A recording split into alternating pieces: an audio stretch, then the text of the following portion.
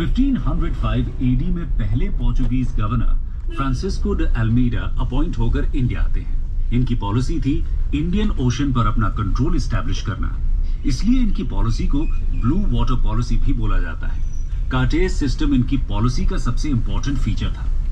Cartridge एक तरह का नेवल ट्रेड लाइसेंस या पास होता था, जो पोर्चुगीज कंपनी से बाकी सभी इंडियन और एशियन ट्रेडर्स को इंडियन ओशन में ट्रेड करने के लिए लेना होता था।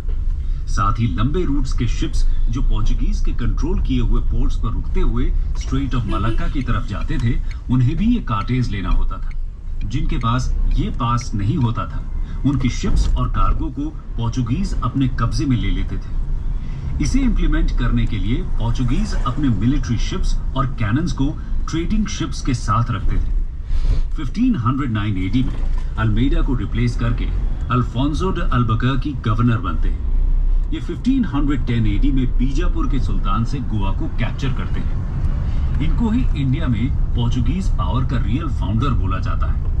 अल्बुकर्की मलक्का और सिलोन को भी कैप्चर कर लेते हैं और कैलिकट में एक फोर्ट बनवाते हैं। इनके बाद गवर्नर बनते हैं नीनो डा कून्या, जो 1530 एडी में पोर्चुगीज की इंडियन कैपिटल को कोचीन से गोवा शिफ्ट करते हैं।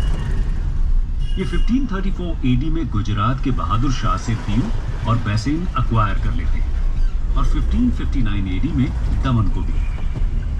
पोर्चुगीज का कोस्टल एरियाज पे कंट्रोल और उनकी सुपीरियर नेवल पावर उनको बहुत हेल्प करती है और 16th सेंचुरी का एंड होते होते पोर्चुगीज न केवल गोवा, दमन, दीव और सेल्सेट पर कैप्चर कर लेते हैं, बल्कि इंडियन कोस्ट के अलोंग एक बड़े एरिया पर उनका कंट्रोल होता है। पोर्तुगीज सबसे पहले सेंचुरी के बाद से इनकी पावर का डिक्लाइन शुरू होता है। 1631 में पोर्चुगीज मुगल एम्परर शाहजहां के नोबल कासिम खान के हाथों हुगली खो देते हैं। फिर 1661 में पोर्चुगल के किंग बॉम्बे डाउरी के रूप में इंग्लैंड के चार्ल्स II को दे देते हैं। ठीक है।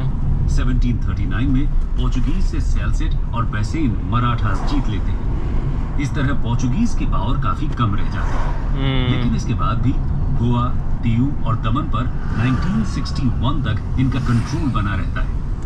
आइए अब पोर्चुगीज के कुछ इंपॉर्टेंट कॉन्ट्रीब्यूशंस को जानते हैं। Portuguese gifts to India. Famous Jesuit saint Francisco Xavier Portuguese governor Alfonso de Sousa के साथ 1542 में इंडिया आते हैं। इन्हें आज भी इंडिया के कैथोलिक क्रिश्चियंस बहुत मानते हैं। टोबैको, टमेटो, पोटैटो और चिलीज का कल्टीवेशन भी पोर्चुगीज ने ही इंडिया में इंट्रोड्यूस किया था। 1556 एडी में इन्होंने इंडिया का फर्स्ट प्रिंटिंग प्रेस एस्टैब्लिश किया था गोवा में। दोस्तों, ये तो बात हुई इंडिया में ट्रेड करने के लिए आने वाली फर्स्ट यूरोपियन पावर की। आइए अब जानते हैं इनको फॉलो करने वाली नेक्स्ट ट्रेडिंग कंपनी यानी कि डच के बारे में। डच। दोस्तों, यूरोप के नेदरलैंड्स देश में रहने वाले लोगों को डच कहा जाता है।